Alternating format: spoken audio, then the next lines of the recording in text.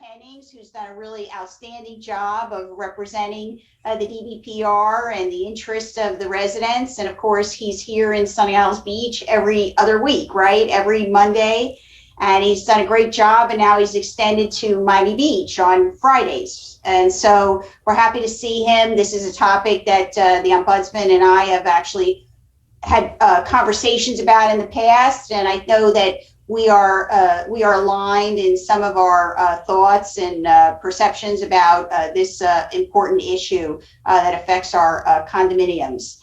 And then I'd like to also acknowledge a fellow colleague and Commissioner Alex Lama, who represents C2, the middle section, the very important section where all of our condominiums are located in the Winston Towers area. So we're happy to have him on board. I know he deals with the condo issues as well. And has served on the board of his own.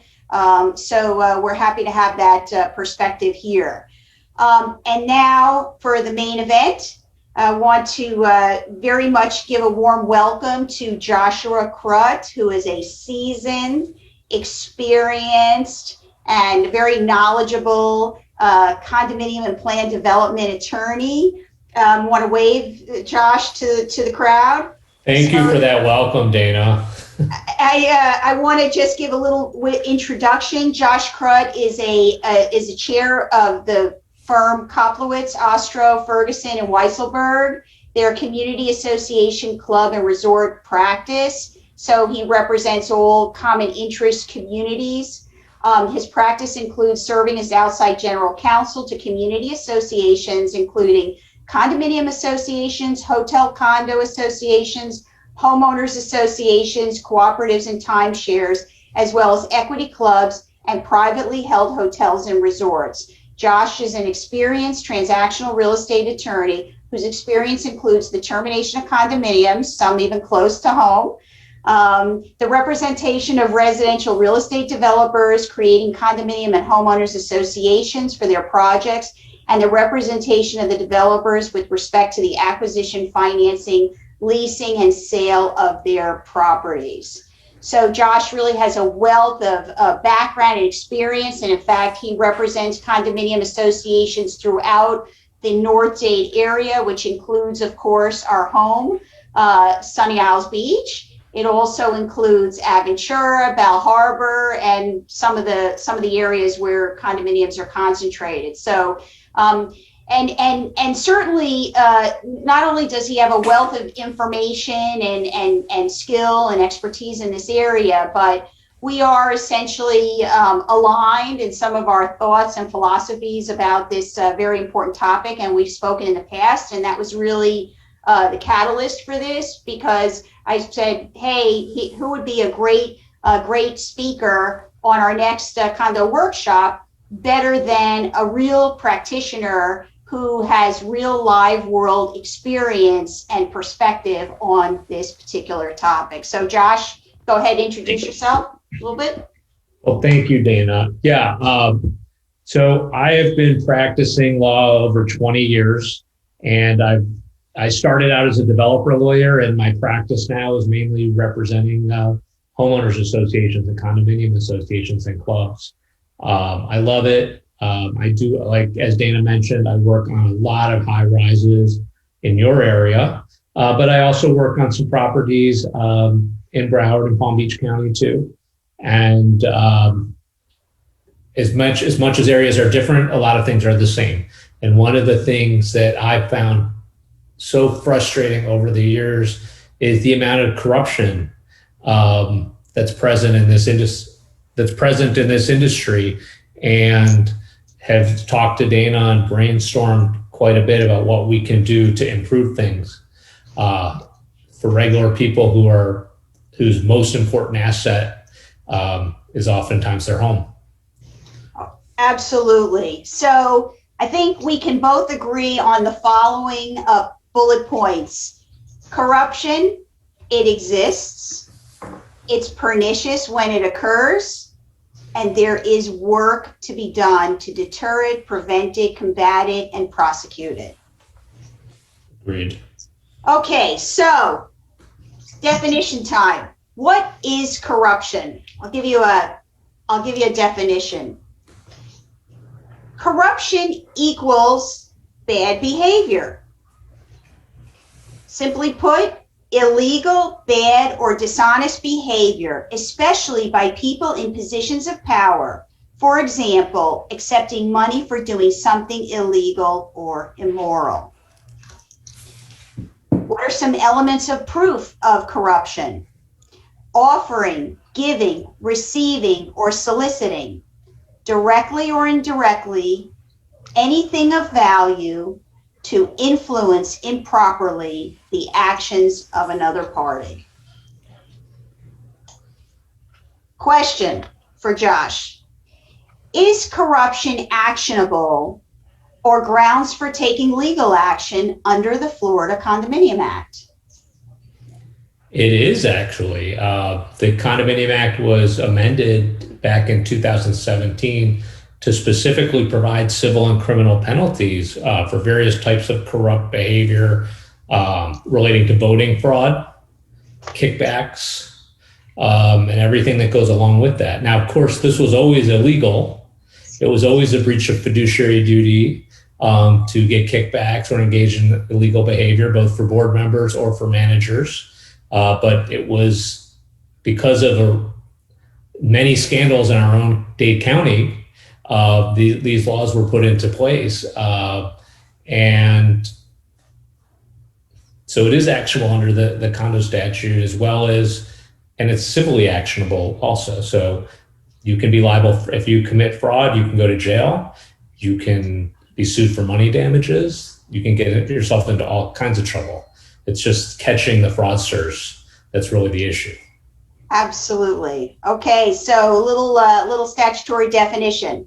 An officer, director, or manager may not solicit, offer to accept, or accept anything or service or value or kickback for which consideration has not been provided for his or her own benefit or that of his or her immediate family from any person providing or proposing to provide goods or services to the association.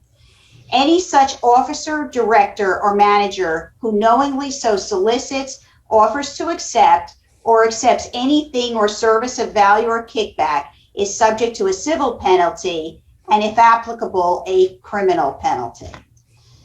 So what are some of the common types of condominium association fraud? So let's talk about it.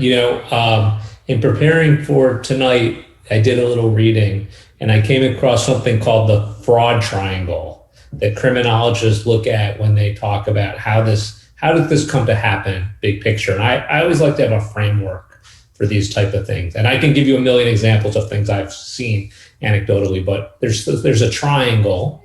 And the first is pressure.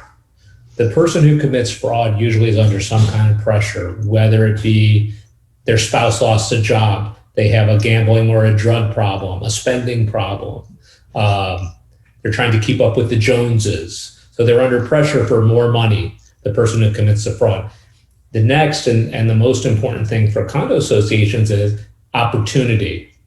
So how do you find opportunity in a condo association? Maybe you have a condo association where the controls are not in place like they should be.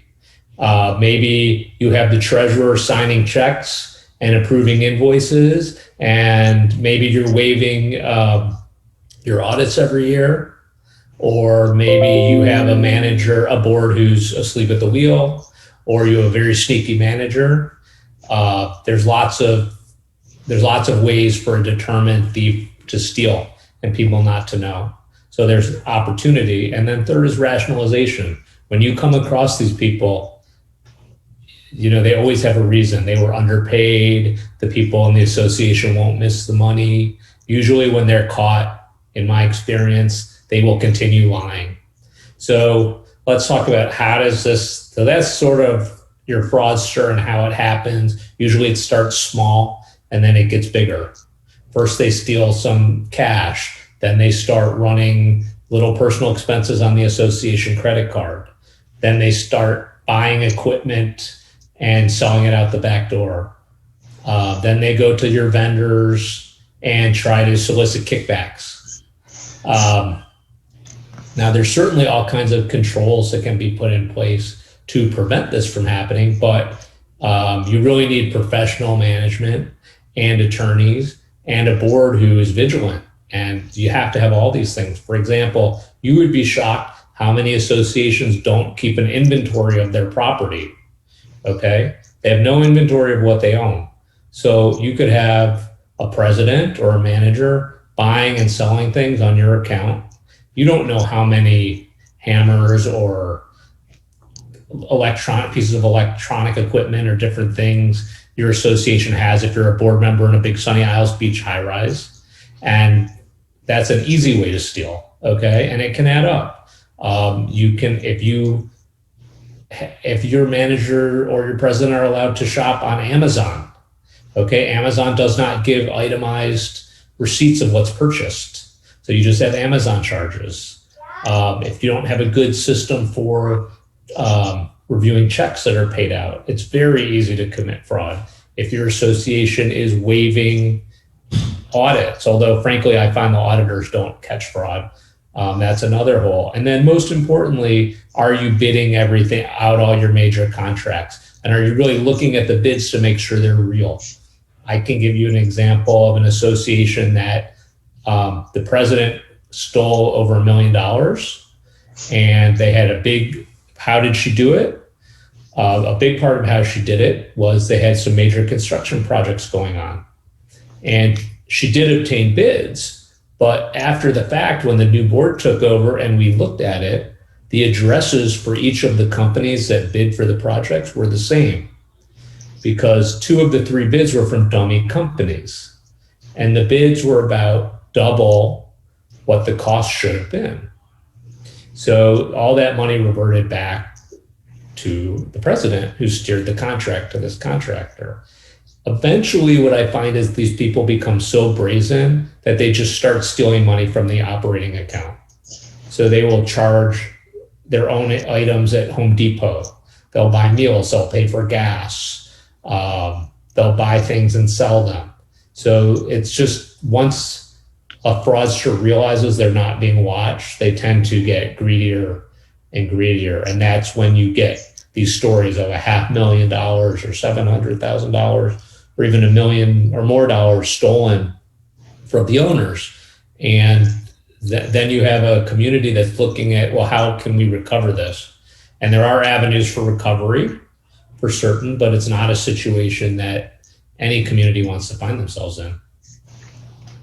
Well, we'll talk about that concept of restitution a little bit later, but this idea of corruption, it can occur in a variety of ways, right? It can be embezzlement, it could be violation of corporate law, it could be rigged elections, it could be steering contracts, right? It could be kickbacks, correct? It could, and I think you make a very important point on the rigged elections, because I think it connects to the financial crimes very much, because if you have a board, and sometimes in league with their manager, sometimes not, where they're engaging in fraud, they will work very hard to maintain control, political control.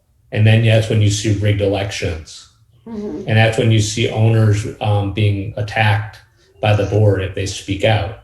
So the fraudsters will use the resources of the community to silence any kind of inquiry into what's happening.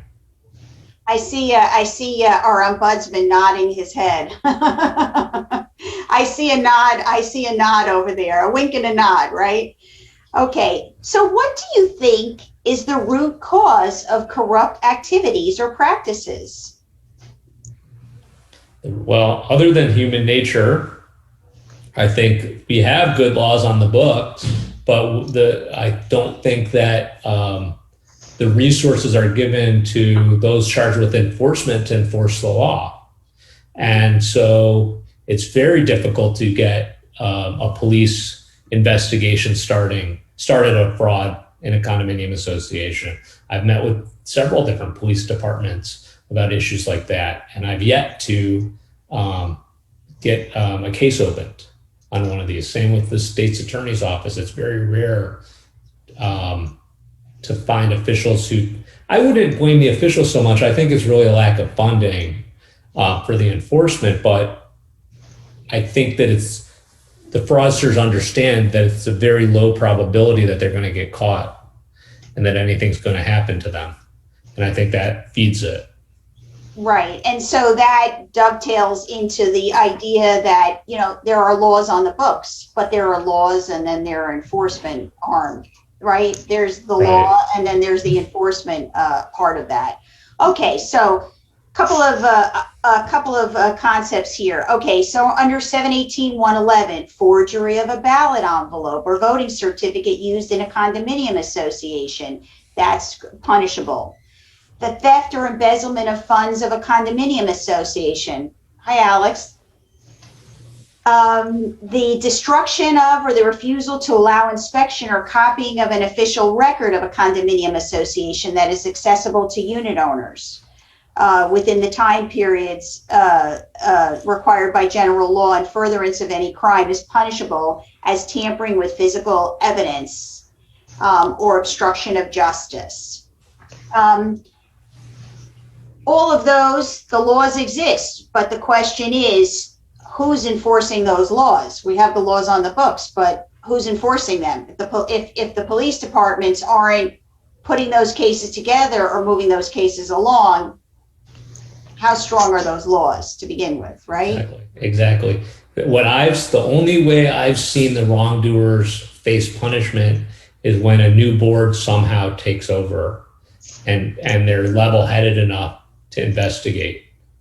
I've had one situation where I had a question over who the proper board was because the fraudsters were unwilling to step down. And we were successfully able to put the association into a court receivership, at which time the receiver hired an auditor and found, and this was a low-income community. They found over $500,000 missing in just the prior 6 months. Okay. And had it not been for a board that got in and could afford to hire a law firm, I don't think this would ever have changed. I think the fraud would still be going on in this community. And in other situations I've been involved with, somehow boards have been able to take over and beat back a corrupt board that was trying to disenfranchise people. And then they come in and investigate and have been able to recover funds either from insurance policies or civil actions against the fraudsters, and have been somewhat successful in recovering the money. But of course, it costs money to collect the money back. And not every association has the funds to do that, or has, frankly, residents with the sophistication to understand how that all works, because it is somewhat complex. So let's focus a little bit on the insurance. So how does that exactly work? If the insurance company, if a group of unit owners, or if a board, let's say the new incoming board detects some malfeasance, they can make a claim against the insurance company for some to recompense, or is it under E&O or D&O, or how does that exactly work? How does insurance play into it? Right. So there should be insurance coverage in place for handling of association funds, right? So you're required to have a policy in place to deal with just this sort of malfeasance, where it's the association, where it's their association's actual money that's stolen. What is it, Fidelity or E&O, or yes, it's Fidelity. It's Fidelity. It's Fidelity Insurance. Fidelity Insurance, I'm sorry. Now, kickbacks are a little harder because that's typically not going to be covered by insurance. And D&O typically only provides a legal defense for,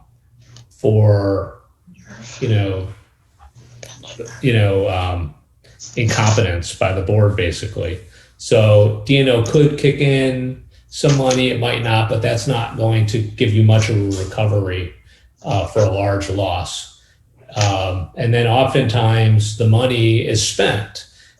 We had a situation, the situation I was referring to, where there's a civil suit where the president stole several $100,000 and reinvested it in their condominium unit, which had no mortgage on it. And they were able to get her to sell the unit to repay the association and avoid criminal charges. So that was a lucky situation.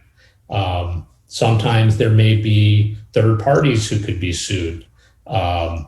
Perhaps a law firm that was facilitating this, or a management company. There may be an indemnification from a management company for this sort of thing. So it's every case is somewhat individual. So let me ask you: Do all associations have fidelity insurance, or is this just something that's dictated by the condominium documents, or because it's not statutory? I think it's dictated by best practices. Okay. I think you should have fidelity insurance in place, and usually condominium insurance is purchased in a bundle, and that is part of the bundle that I bet every high-rise in Stony Isles has it, just as part of the package of what's usually purchased. But if you don't know if you have fidelity insurance, for those of you on the call, then check with your insurance agent and make sure you do. It's not an expensive policy, and it could come in handy down the road. Very, very interesting. Okay, so we're gonna get to the chat in a little bit, but I wanna run some hypos and then we'll go to the chat. Hypo number one, hypothetical. Wow, I saw the manager sporting a new Rolex watch last week. When he first came to the condominium, he couldn't rub two nickels together. Corruption? Interesting point. It does go back to that fraud triangle I mentioned before, right? The financial pressure and the pressure to consume and keep up with the Joneses. And I can say that that is definitely something suspicious. And in cases of fraud I've been involved with, oftentimes you do see some very ostentatious expenditures, cars, jewelry, trips, things like that, from people who weren't spending that way prior to the alleged fraud. So it certainly may make you suspicious. But not provable. Okay. The board voted to award the contract for the concrete restoration to the cousin of the vice president. Corruption? If there weren't disclosures made before the vote, yes. I mean, statutorily that has to be disclosed and explained before the vote takes place. It is legal. It's something that I think you and I both disagree with. I don't think family members should be doing, board members or officers should be doing business with associations, but it is legal right now. That's so long correct. As the disclosures are made prior to entry into the contract. We'll talk about that a little bit as well. The election, the ballot stuffer, the election was rigged.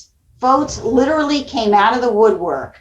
The president canvassed, that is true, but all those votes from absentee owners, how did they get them? I mean, how is it possible that the owner from Tashkent submitted a ballot when the second mailing went out only 14 days before the election? Well, there are ways. I have experienced something very similar before, and there's only one way to find out, which is to contact those people and find out whether they signed those ballots. And if they didn't, then you want to get an affidavit from them explaining that they didn't sign that ballot. And you may assemble enough of those to go to the authorities or to contest the election with the DBPR. I had a situation with a recall where we had a huge percentage of signatures that turned out to be forgeries. And all these wonderful owners who were in other countries literally went to the U.S. Embassy in their country to have their signatures notarized on affidavits stating that they didn't sign this recall petition. So it can be stopped, but it takes a very determined and knowledgeable group of people to figure out when there's been fraud with respect to an election. And of course, when you're just the owner, the David fighting against the Goliath of the association, that's not always so easy to do. Okay. Rig the bid. How is it possible that multiple bids are submitted, but the board only chooses the same vendor each and every time, whether or not the vendor has experience in a particular area? The manager even disqualified one of the bidders at the last minute. It's certainly suspicious. I don't know that it's an automatic violation, but it's suspicious. Okay, in terms of voter though, and voter fraud, so when you have let's go back to voter fraud. So when you see these ballot stuffers or these fraudulent and you get these affidavits, so what happens next? What typically happens? You're not going to take it to the state's attorney, right? You're going to invalidate. Well, what you're going to do is you're going to contest the election with the DBPR, and you're going to file a petition contesting the legality of the election, and you're going to include all these affidavits with your petition.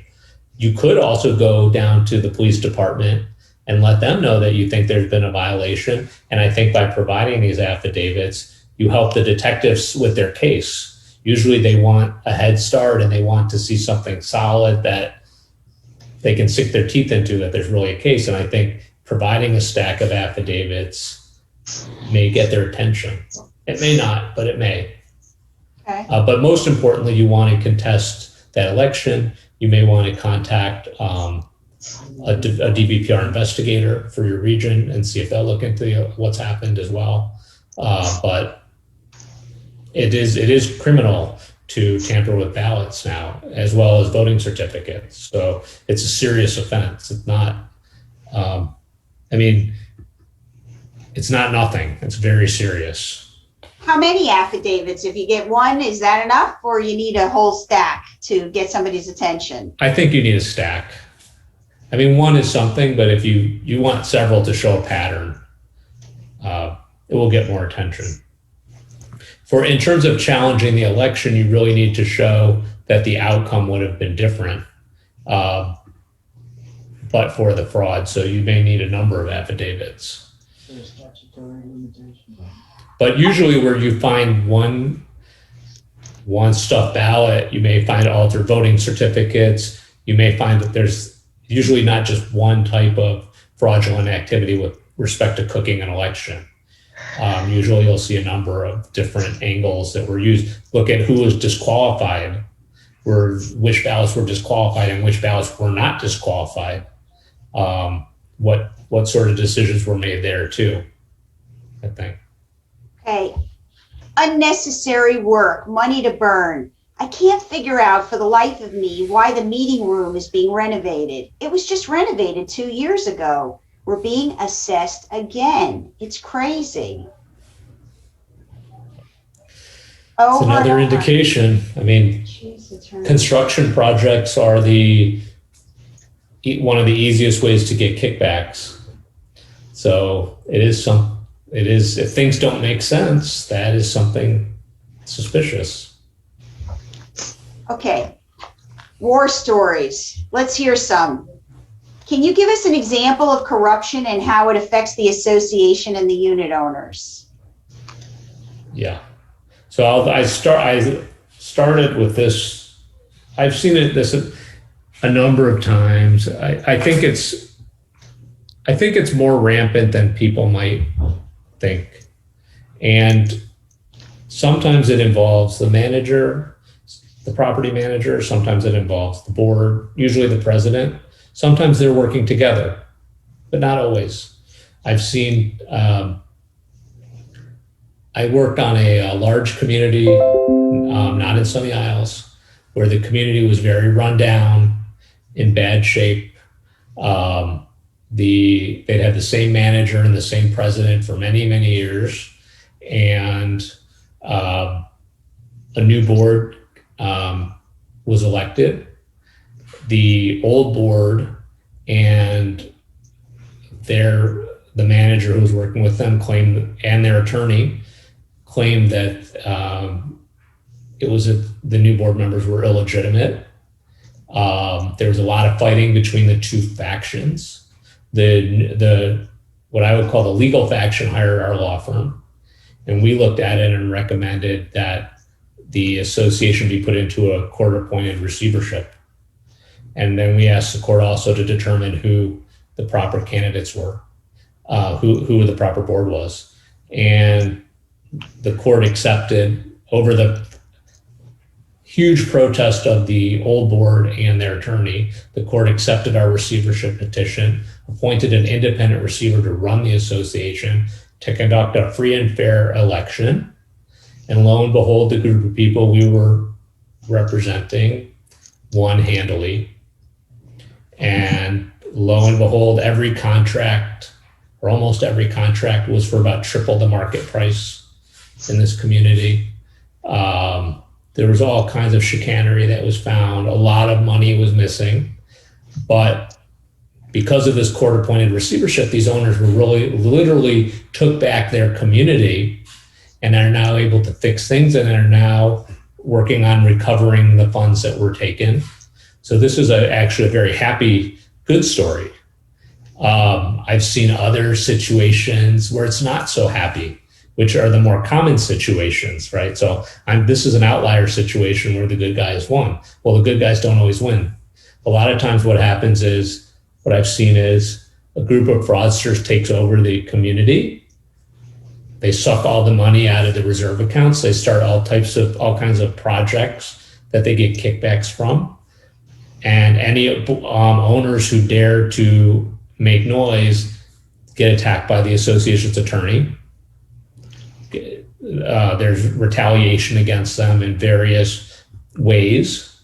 And owners are in a difficult situation because they're looking at having to hire their own attorney on their own dime and fighting against an association with maybe a multi-million-dollar budget and a board that's committed to stopping them using other people's money, not their own. Okay, well, whereas the owner is trying to do what's right, has to spend their own money. And most people give up because it's just not financially feasible to fight the association. And when they go to the police department, the police are usually not willing to get involved. So, like I said, the story I told at first is a very happy, incredible story, but it was also because it was the association hiring the law firm to save the association. It was a very unusual story. In most cases, the owners have to take back the association on their own. And I've worked with owners to do that in the past, and you can do it successfully, but it takes a lot of discipline and patience to get there. Let's talk about that receiver, because I haven't heard that. I know just my thought or experience with that is appointing a receiver is a pretty draconian measure, and it can very well deplete the resources of an association. So is the receiver kind of the last resort, or should it be the first resort when things are just spinning out of control? Right. Good question. Well, in this case, there really was no choice because we had a dueling board and the bank froze the association's bank accounts. So they literally couldn't function. So this had to go into receivership. I think it depends on the situation. I think if there's massive fraud and there's a board that's unwilling to show financials and there's a board that is persecuting owners and there's apparent corruption, I don't know that. I don't think that's something that should be taken off the table because there's all types of receiverships. They can be more limited. It doesn't have to be running the whole association. It could be a receiver that runs certain financial aspects of the association.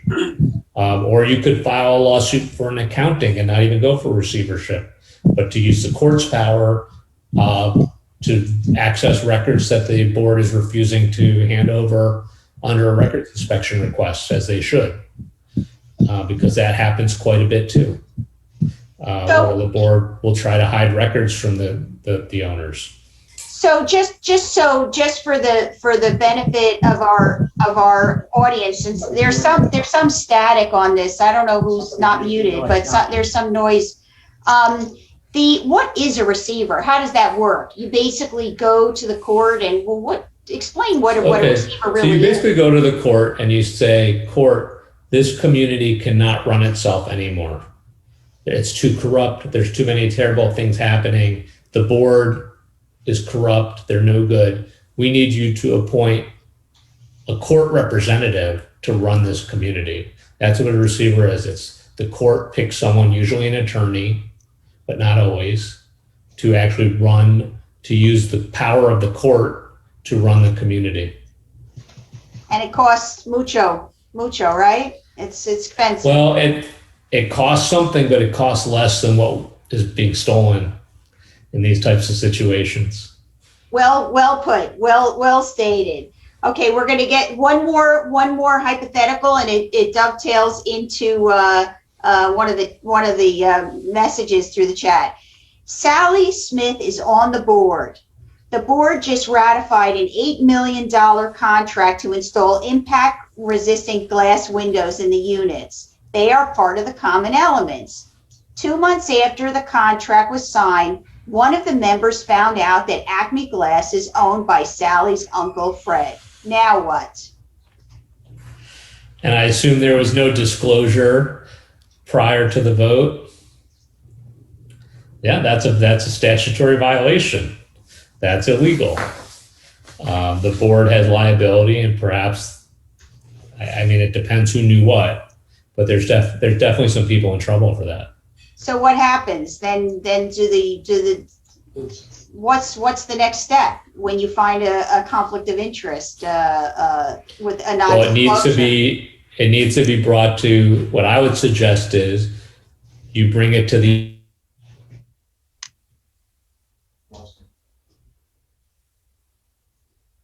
He'll come back. Hello? I can hear you. Okay. Spencer, you want Yep. to chime in a little bit while Sure. Josh, we lost you a little bit. Josh, can you hear us? Spencer, do they come to you when with a conflict of interest? Is that in the wheelhouse? That's an excellent question, right? It's not that hard to show that there's a conflict there, but what do you do about it? And in my mind, really the only thing there is to do is to sue that board member for, a breach of fiduciary duty, which has to go to circuit court. So in this event, it's a serious lawsuit that has to be initiated. And if the board that committed the improper act is still in power, it's a big burden to place on a unit owner to initiate that lawsuit. So that's a serious issue. Okay. So have you dealt with these types of conflict of interest cases? All the time. I'm not a judge. I don't have the authority to step in and hand down binding verdicts or anything like that. And unfortunately, this is one that has to go to circuit court, right? The DBPR can't even be involved with it. Okay. I want to get to, I think we lost Josh for a second, but he's going to come right back in. Hold on one second. He should be here very shortly. So that's interesting that you get these conflict of interest cases. Okay. One more second here. Okay. And typically, can you explain also, Spencer, while we have you on the line, while we're waiting for Josh to rejoin, can you explain, do you typically get these allegations of criminal activity or fraudulent activity? So what happens? What's your process for that? Sure. Great question. So the DBPR and the Division of Condos has certain jurisdiction. They do election issues, certain financial issues, but civil ones in nature, not criminal. And they do record request issues. So when we're talking about criminal acts, like much of what we've discussed tonight, that's not something the division handles. The division is an administrative agency, and the criminal acts that we've been discussing have to go to police. So when people come to me with those, I'll advise them on how to put some evidence together, usually through record requests. Then we'll look and see what the evidence actually is, and see if it actually supports the allegations that have been made. If so, I'll sort of be a liaison to law enforcement for those people. And in a bigger note, Josh made this point earlier about enforcement, and that couldn't be more true to my experience. It oftentimes is very difficult to get buy-in from law enforcement. And I've had situations. I had one situation a couple months ago where an association had done a full financial audit and proved that $100,000 was stolen. They could prove all the facts, and the police in this town still did not want to pick it up. And I went in there, met with the police chief, met with the mayor, and they did open a case. I don't know if arrests were made or not, but at least they opened the case. That's good to hear. That's good. That's good to hear. We'll get to that in a little bit, Michael. Okay, my husband is here informing me about some of these issues. And okay, go ahead. The question that my husband had is, why aren't the police interested in these cases? Willing to get involved in these cases? I'm going to give my husband his due on this. Sure. I can answer before Josh if you want. Please go ahead. I don't know the answer to it. So. Yeah, I definitely don't know the answer either. I could just speculate. I don't know. I don't think. I think a lot of times it's not enough money to really pique the police's interest, probably. And I think the times that it does, they are just very reluctant to get involved. They're not trained in condo law. They don't want to investigate elderly people that have never had anything on their record before. I think they don't take it seriously also, right? They think, it's just condos. It's just condos. Yes, exactly. And the last thing that I'll say is I think I've heard from state attorneys throughout the state that it's very difficult to get people, or once they serve a subpoena, it's very difficult to enforce it, and oftentimes they have a problem chasing people around in condo associations. So there's a subpoena issue there also. That's just what I've heard. But it's a great question, and I think we really do need that condo law task force, which was a bill this year. So next year, let's get that passed. Absolutely, and we're looking at all solutions, right, Rosa? Okay, let's start with some of the chats, and then we'll go back to some of the points here for the discussion. How about conflicts of interest? We talked a little bit about that. Are there any regulations around conflicts of interest, and what can an owner do if clear conflicts of interest not ever disclosed are uncovered? Well, Chapter 718 has a whole conflict of interest provision, as do the Florida corporate statutes that deal with this. So financial conflicts are a real thing. It's not a joke. If a board member or an officer or their family members or companies they own are doing business with the association, there need to be disclosures, full disclosures before those contracts are entered into. And if those disclosures aren't made, those persons have liability. They could be sued for breach of fiduciary duty, for violation of Chapter 718 of the Florida statutes, and they're not likely going to have insurance coverage to protect themselves from a knowing violation like that. It is a serious thing, and personally, I think the statute is too lax. I think there should be an outright prohibition, but I'm not the lawmaker, I'm just the lawyer.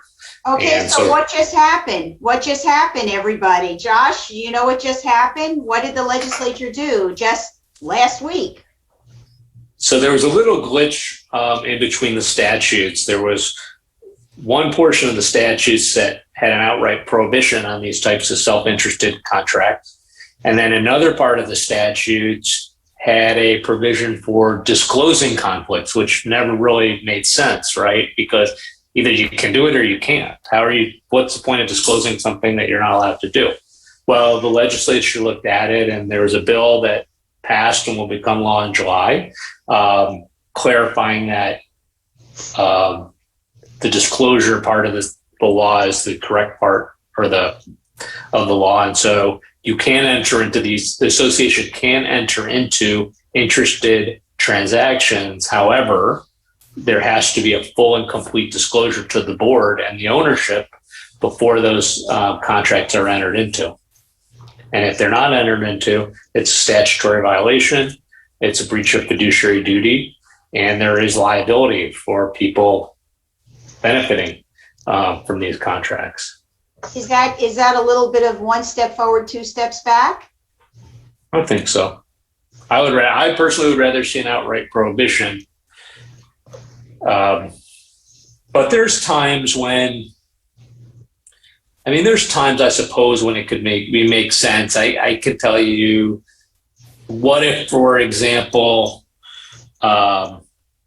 you had a board member who was a director of a bank and didn't receive real compensation for that role, and that was Banco Popular, which does a lot of loans to associations. Would you want to eliminate that bank from doing business with the association? Or maybe the board member could even get the association a really good deal.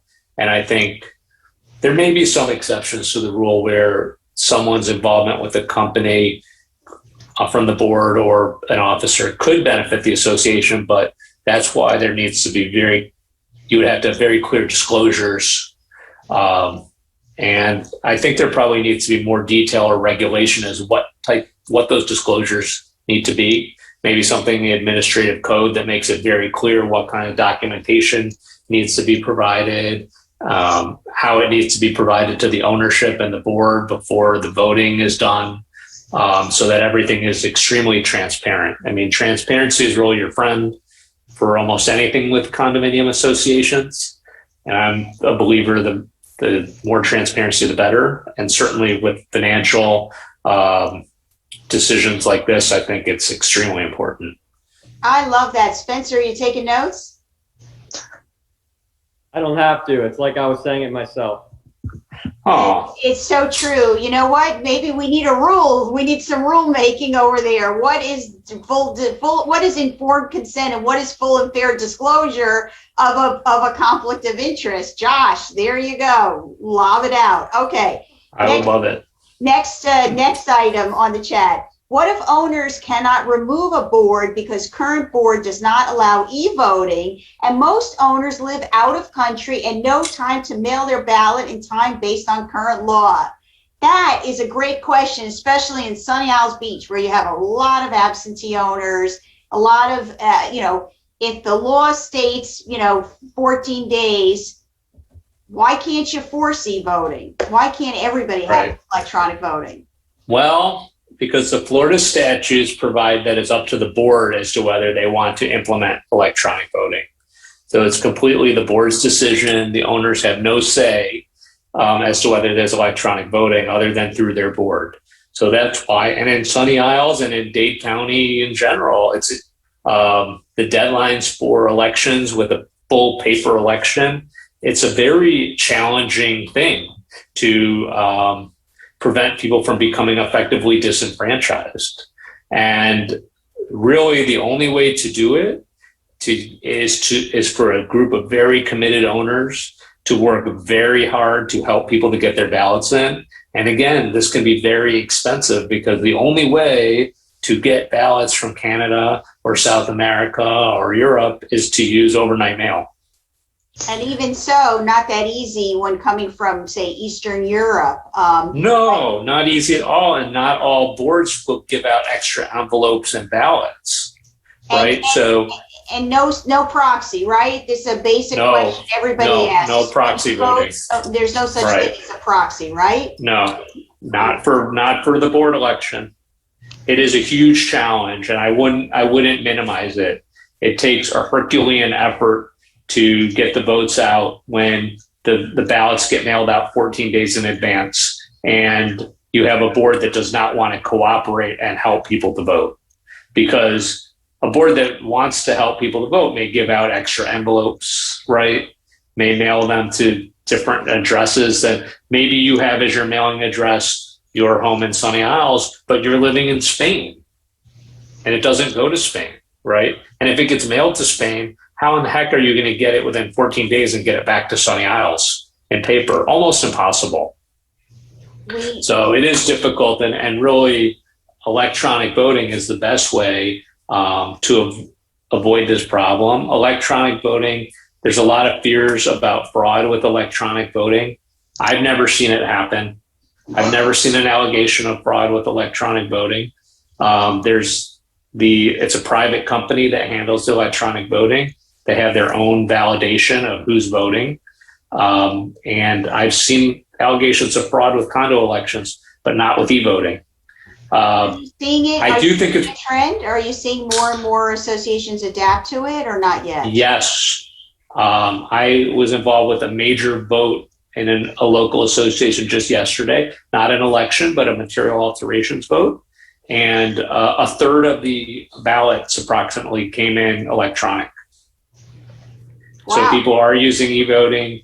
It's a great tool, especially for a place like Sunny Isles where there's so many people who do not live locally or who have multiple homes. Would love to know the company that has that software. In fact, I'm actually going to be doing a workshop on e-voting in the near future, hopefully. So, sure, I'm happy to provide. I'm happy to provide you that. That would be great. Okay, if member of the board use the assessment funds for fixing their apartments, is this fraud? Yes, that's fraud. That's an easy one. All right. My daughter's waiting to be let in. Happy to make a couple of comments. Can you explain insurance fraud and claims to the association putting them in a negligence lawsuit? That's a good question.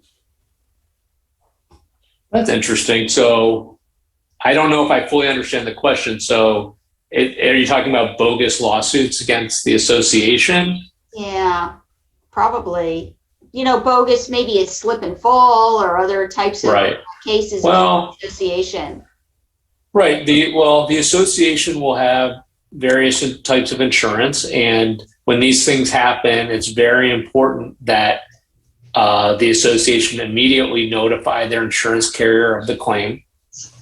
And the insurance carrier will usually accept coverage and appoint a lawyer at the insurance company's cost, less deductibles, to represent you.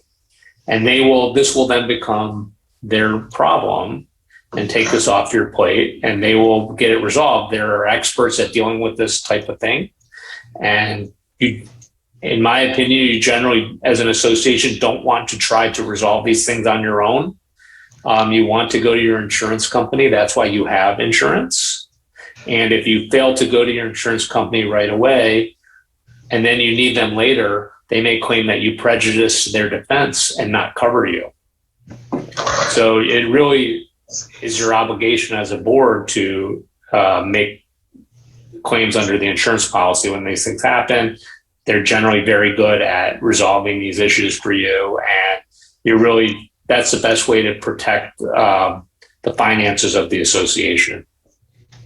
Okay, we got a lot of messages. We got a lot of chat here, which is what I expected. Hi, each condo unit door pays $4 annually, so the money is there. The DBPR sweeps funds, is ill-equipped and seemingly unwilling to enforce compliance. Condo complaints are dismissed for lack of jurisdiction. Owners left scratching their head. Bad actors continue with impunity. Spencer, I'm sure it's not the first time you've heard that, huh?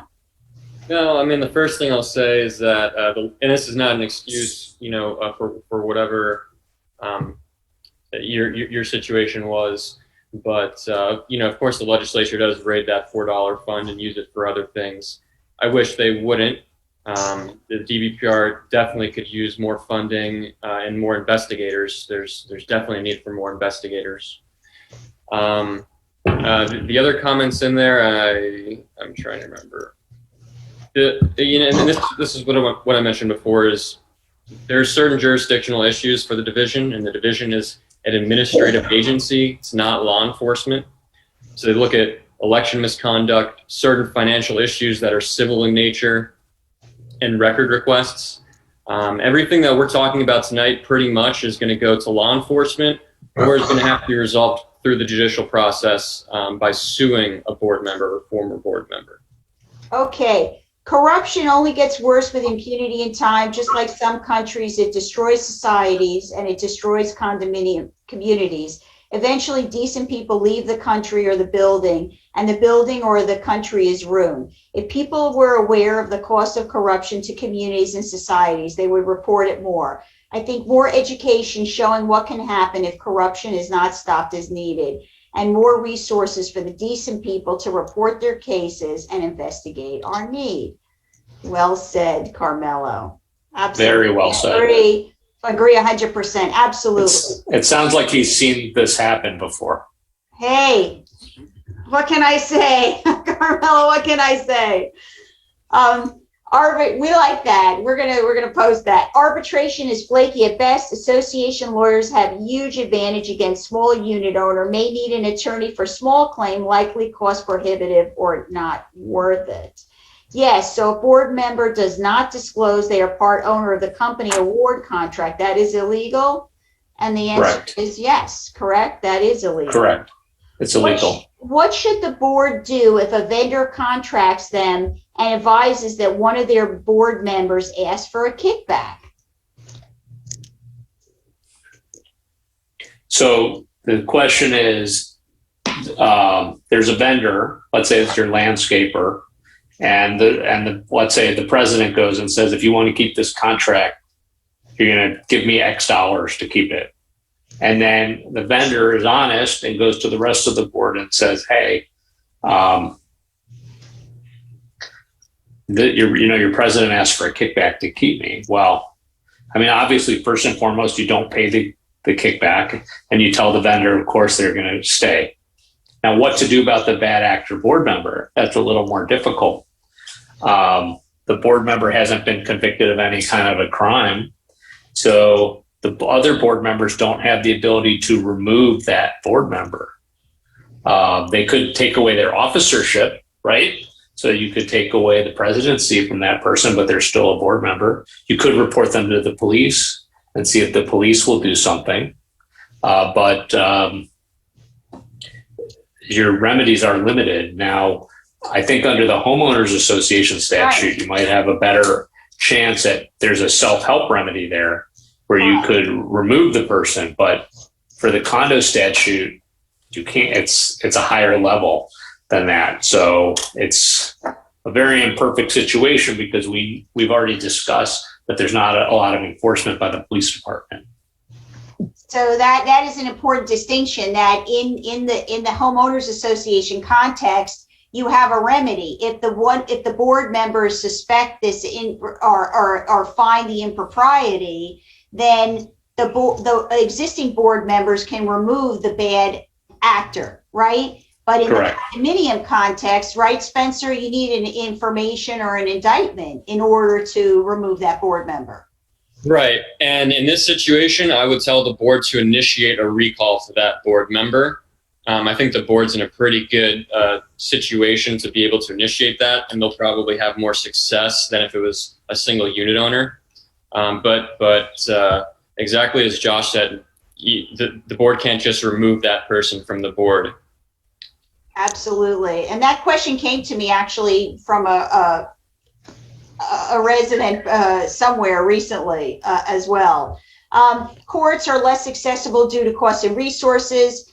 What is the best practice for managing possible conflict of interest? Good question. For example, several board members nominating and appointing themselves to a committee where they have interests that conflict with the association. Well, one thing that you can do is, as an association, that have your own conflict of interest policy that's more stringent than the Florida statutes. That's something that you could put in place. Now, if your board is captured by unscrupulous board members, that's not going to happen.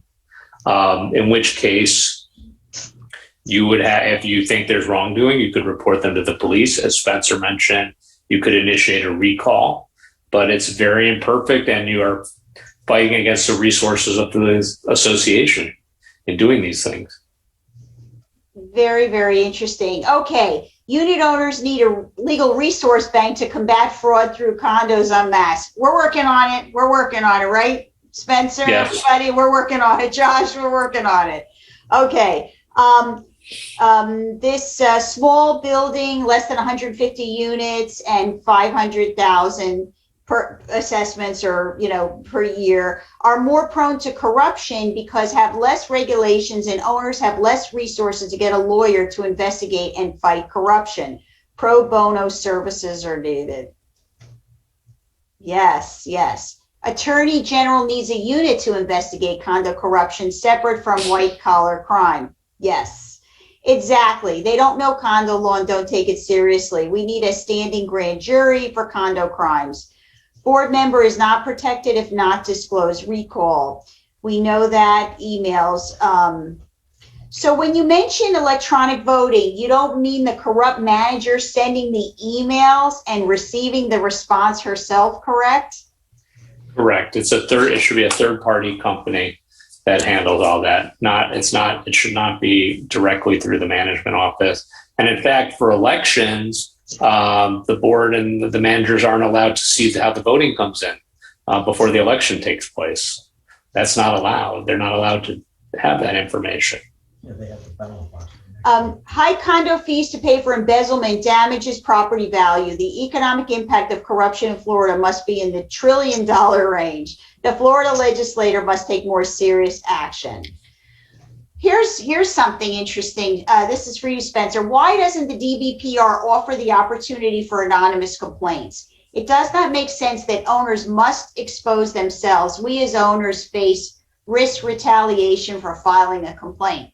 Why can't you make an anonymous complaint to the DBPR? Interesting question. I actually don't have the answer to that. I just know that is the procedure for the Bureau of Compliance. I do not have the answer. I will say that I think the Bureau of Compliance is starting to get on a better path. My director of operations, her name was Roxanne Mitchell. She was actually just promoted to assistant bureau chief of compliance. And she's excellent. She really, really cares. And I'll just say, in closing, literally an hour ago, she called me and said, will you refer me to a police officer in the West Palm area because we have a case that warrants police investigation. So she cares that much that she's going, outside of the DBPR to get these things prosecuted. So I really do feel that we have some people that really care. I think the issue with an anonymous complaint is how can you have ability to communicate? If somebody's making a complaint, how can they provide evidence or testify or be somehow in the mix, right? Isn't that difficult when you have an anonymous complaint? You need to have that person somewhere in the mix on that. They should penalize boards. There's another law, use more projects. Let's see, not anonymous, but have your identity protected. Okay, I want to get into some of the role of the association attorney. In the event of malfeasance, what role does the association attorney play? Is the attorney an enforcer, ignorant, an enabler, or a cooperator? What risks does the association attorney incur in the response? It's an interesting question. Oftentimes, not oftentimes, but there are times when a corrupt board will clearly weaponize the lawyer against dissenters. And I would like to give the benefit of the doubt that the attorneys in these scenarios are not part of the fraud that's going on. But what happens is when there's, in my experience, when you have fraud at an association, it leaks over from the financial to the governance because the board wants to stay in power at all costs. And that's where the attorney comes in. And you will see the attorneys sometimes, in my opinion, take inappropriate steps to keep the board in power, take inappropriate steps to retaliate against owners who ask questions. And that's what I call weaponizing the law firm.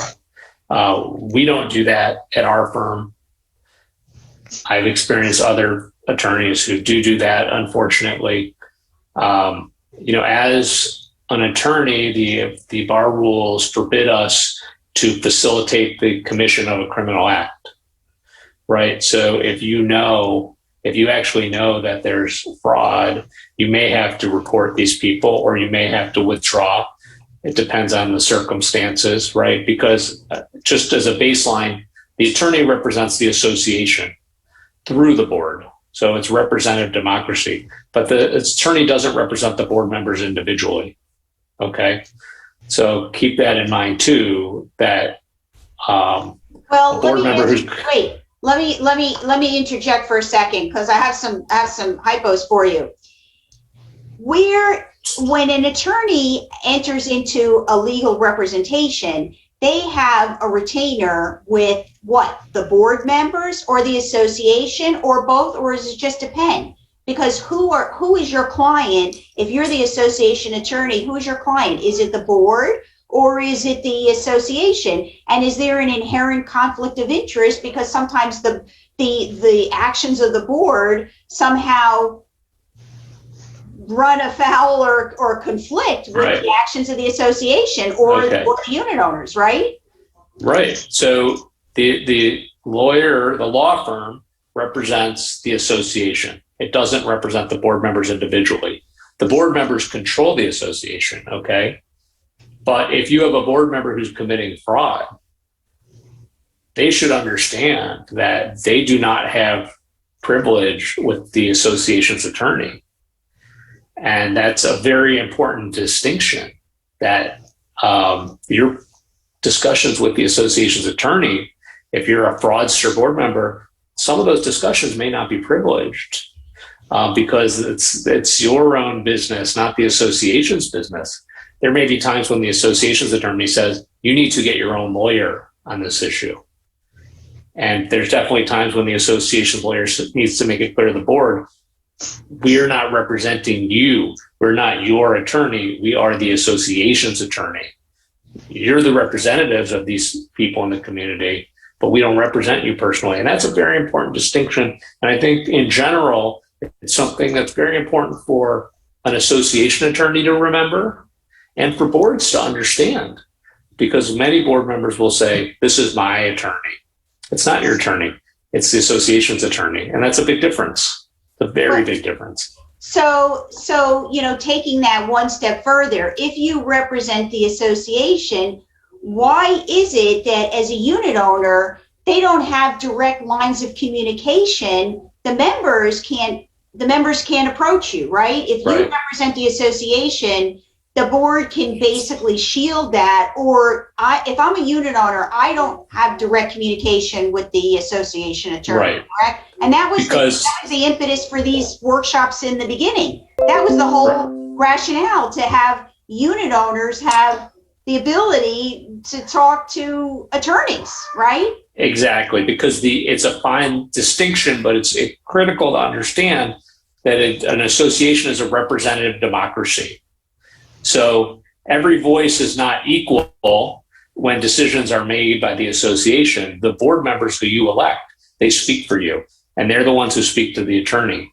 And the board may even have rules about which board members can speak to the attorney. It may only be the president who can speak to the attorney. Some boards have that. So a lot of times owners don't understand or find it confusing, but that's how things work legally. But at the same time, as confusing as that is to the regular owners who aren't on the board members need to remember it's not their attorney either. It's the association's attorney.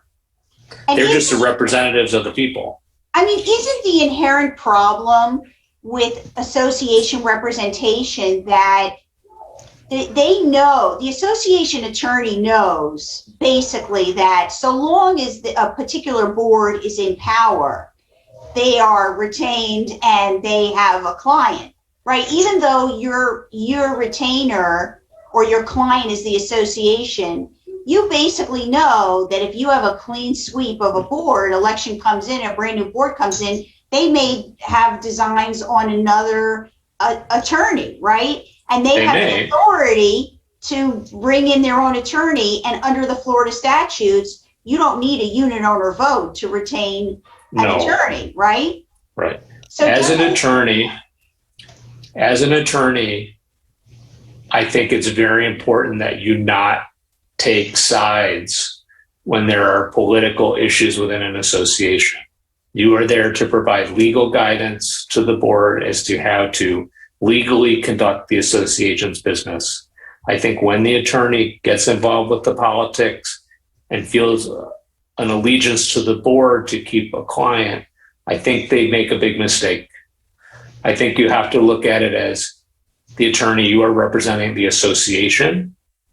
And I think, and I've had a lot of very positive experience with this, when you have that attitude and position, when the board changes, oftentimes they do not change the attorney because everyone respects the integrity of the law firm that's been representing the association. But you have to have that trust, and you have to fulfill your ethical obligations, frankly, as an attorney. I don't think it's any excuse that you might be out of a job, so you have to help keep a corrupt board in power. I don't buy that. I think it's an interesting, it's a bit of a conundrum, right? Because if you do represent the board to the detriment of some unit owners or their wishes, they can go out and replace you at the next election, right? And yes. That's what happens when you don't kind of walk the line. I can tell you an anecdote of an association I had represented for 10 years. There were a group of owners who wanted to take over, and they finally won an election. And the first thing they did was walk up to the attorneys from my law firm and tell us that we were fired. And they were very happy to do it. And you know what? 6 months later, they called us and hired us back. Okay. Once they recognized what it meant to operate the association and how things work. So you just can't be afraid of that as an attorney. You have to do the right thing. Okay. All right. Couple more. State of Florida has websites for anonymous complaints on fraud for unemployment and food stamps, but yet they fail to investigate those anonymous complaints when proof is sent on a silver platter. Retaliation against owners who bring complaints in good faith should be regulated and investigated by the DBPR. Retaliation is a big red flag for corruption. True? True. True. The biggest, right? Attorneys are too often enablers. A lawyer letter has great weight and strikes fear in many, especially the ignorant. In my condo, the owners have lived through hell for 3.5 years. The condo needed a major reconstruction by the city. They imposed a $4 million assessment. They later said the money was not enough and that an additional $14 million was required. We are still paying for them. The condo is a mess. Sorry,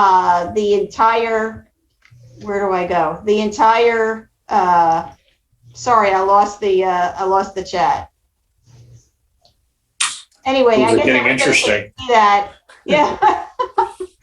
The entire facade is destroyed. They falsified the elections in February 2021. From the beginning, we took several cases to the DBPR. We never had solutions. Now they want to impose another assessment of $8 million. The only solution is to hire a lawyer.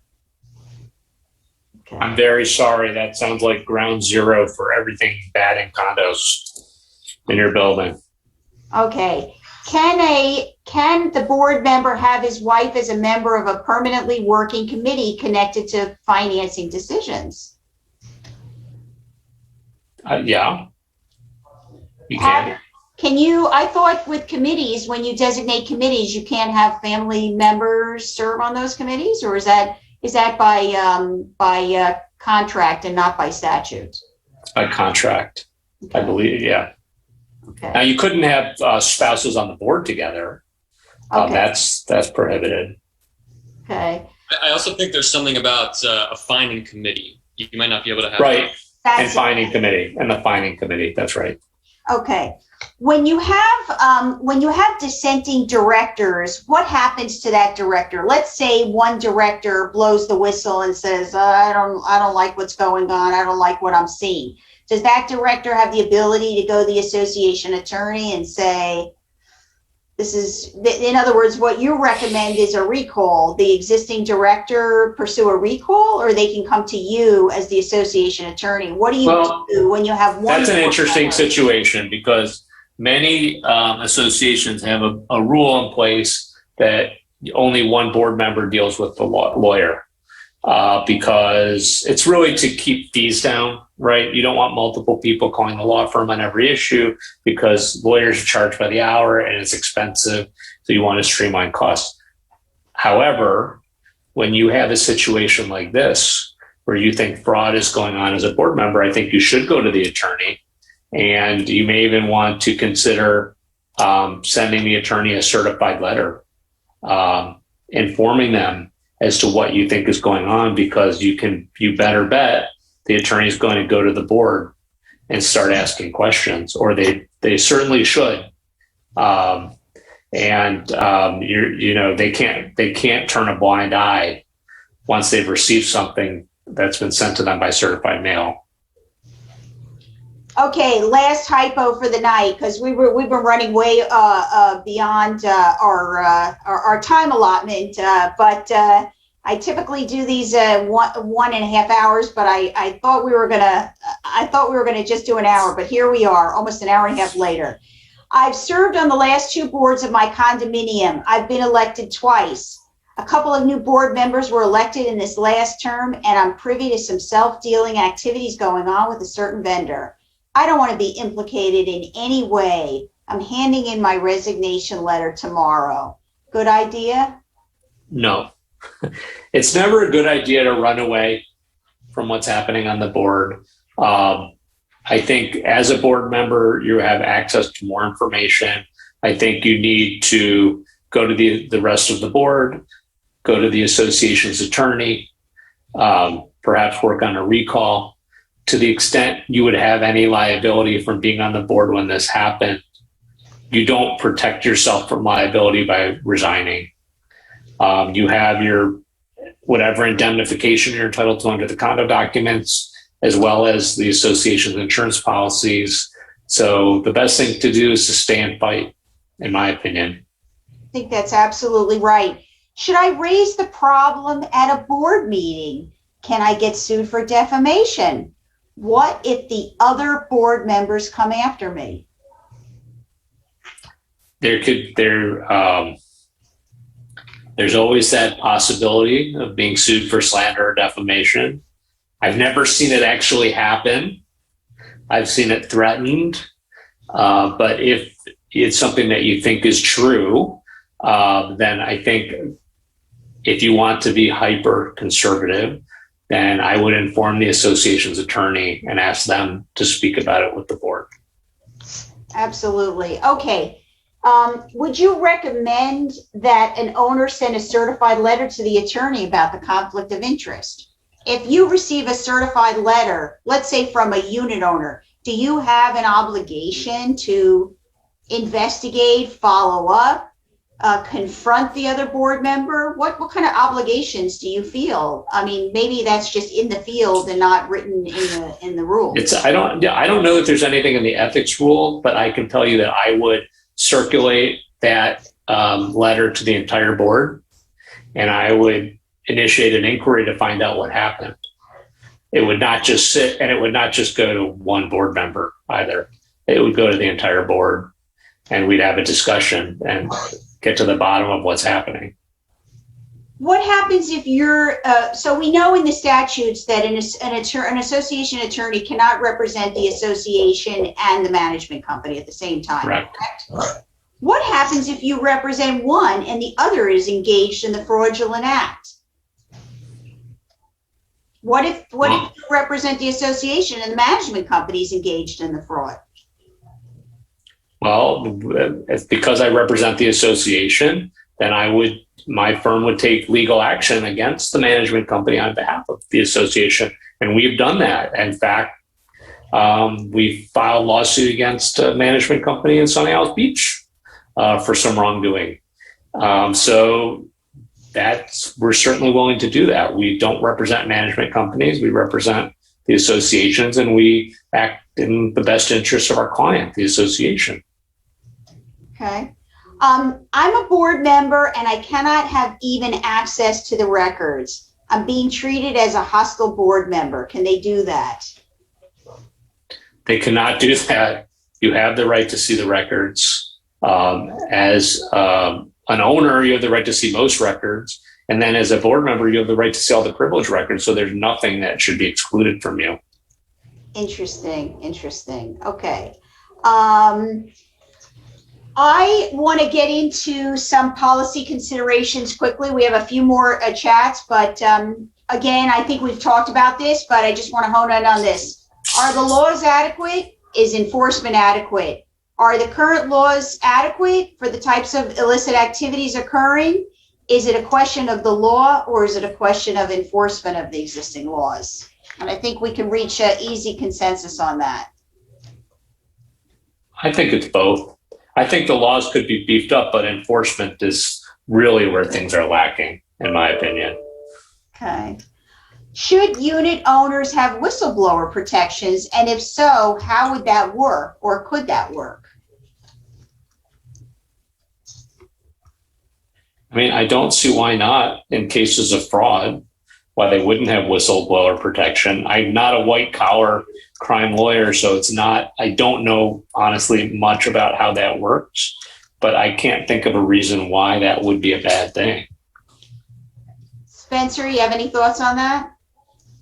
I think it's a great idea in theory, but the types of retaliation I see, I don't know how you would prevent it. I mean, things like extreme fining for any tiny little infraction. I don't know how you would stop that with a whistleblower act or whistleblower protection. That's generally the things I see. And I think when there's fraud going on, most of the unit owners don't know.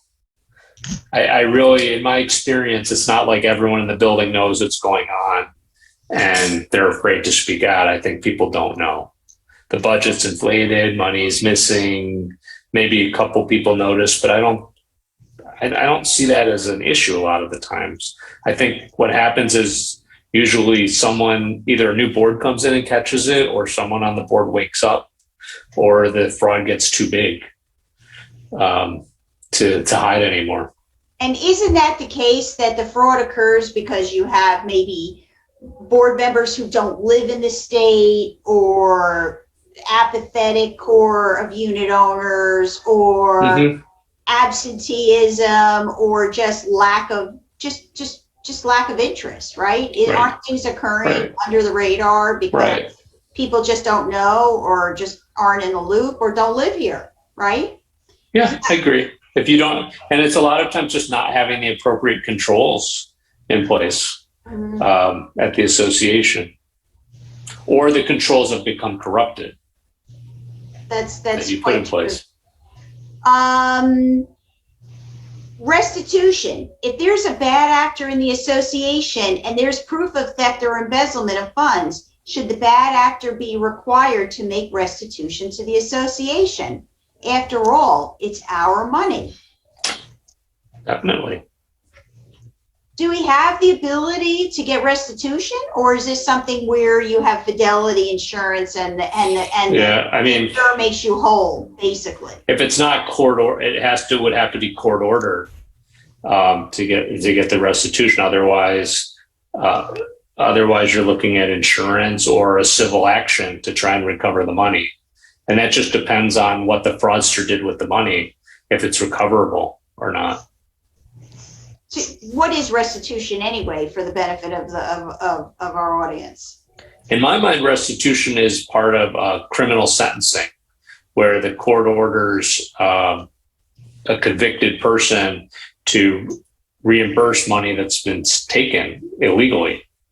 That's what I'm understanding restitution to mean, at least in this context. That's absolutely correct. Okay. A couple more chats. By hiring a lawyer, what is better, to act as a group of owners or as one representative of the group? As the lawyer, I would prefer to represent fewer owners because there's always a potential to have conflicts among the clients, right? So if I'm representing 10 people, they may break down in terms of their agreement. It's almost like herding cats to represent a group of owners. So I would prefer always to represent one, and perhaps the other owners are willing to enter into a separate agreement with that owner to split the funding of the legal fees, or to have one or two. I've had situations where maybe 10 owners paid, but a couple owners were my client, and that worked very well. But big groups don't usually work well. That's true. What if they are all in it, attorney, manager, and board? You have to fight. Yeah, That's a good idea to get an attorney. Yeah. Can a board member that's being sued in civil court for Florida state covenant breach vote himself into a legal committee without conflict of interest? I mean, with creating conflict of interest with current lawsuit in courts. That's an interesting question. I mean, they could put themselves in a situation where they have a conflict and could even breach their fiduciary duty by staying on that committee if they're a defendant. It's very situational, but you do have to be concerned about those issues as a board member. So I like this one. Remove the board after a retaliation investigation. All of the above. Retaliation should be prohibited. So let's say you have a request for official records, and then the next day a notice of violation or a covenant enforcement notice. That never happens. At your door. Okay. Never happened to me. Right? No. But let's say you ask for records and then you get 3 notices of violation within 3 days. So what can you do about retaliation? Just hide for cover, move out? I mean, how do you deal with it? It's a difficult issue because there's not much protection for that owner who's standing up to do what's right. And especially if that owner can't afford an attorney. They're in a very difficult situation because the wrongdoer board. Right. What is retaliation anyway? What is it? It just the notice of violation occurs, or your tires get slashed. I mean, what's retaliation? Maybe a court would not consider a notice of violation retaliation, right? But we would. Right. But the problem is, the board will use the association attorney at association expense to retaliate against an owner. And for that owner to defend him or herself, they will have to hire their own attorney and pay out of their own pocket. And maybe they can recover their fees. Maybe they can't. They haven't proved the underlying corruption yet, right? But maybe their door is painted the wrong color and they have to go fight about that, even though 20 other doors are painted the wrong color. It's a bad situation. It's a very uneven playing field. And there aren't a lot of protections for the whistleblower owners. There aren't.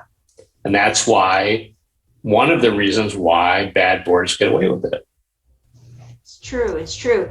Is it time limit for board members in office retroactive? I knew, because every month it comes up about this issue about term limits. So again, for the record about term limits, is it retroactive, or are we clear now with the Florida legislature? The Florida legislature has clarified that it is not retroactive. And that has always been my law firm's position. And I believe that is the DVPR's position also, but now it's 100% clear in the new statutes as of July 1. So it's not retroactive. Okay, started in 2018, that's correct. My board is in place since 2007 and have no intention to leave until 2018, 8 years. Demonize the owner who complained. Okay, so I think we have everything, unless you want to open it up if anybody has any other questions, but we've definitely allow participants to unmute. If anybody has any questions or comments, but I think we've covered quite a bit of terrain. And I really want to thank Josh. You've done an excellent job of presenting. You're really obviously somebody who's an advocate of good governance, and it's very refreshing to have such an esteemed and knowledgeable panelist who really understands the nuance of the law. And I also want to give a special shout out to Spencer, who's really has done an incredible job of revitalizing and reinvigorating the position of the ombudsman, and I think really taking it to a whole new level of really, serving the interests of the owners statewide. So really a debt of gratitude to you as well, Spencer, for what you're doing and what you're going to be able to accomplish in this position. So any closing thoughts on this, or if anybody has any comments or wants to be unmuted and questions, and otherwise we'll wrap it up. Anybody? Somebody wants to talk? Okay. Nash? Yeah, I have a question. Can you hear me? Sure. Go ahead. Well, just about everything that I heard tonight happened in our community. Just about everything. Now, the problem is that vast majority of unit owners are disinterested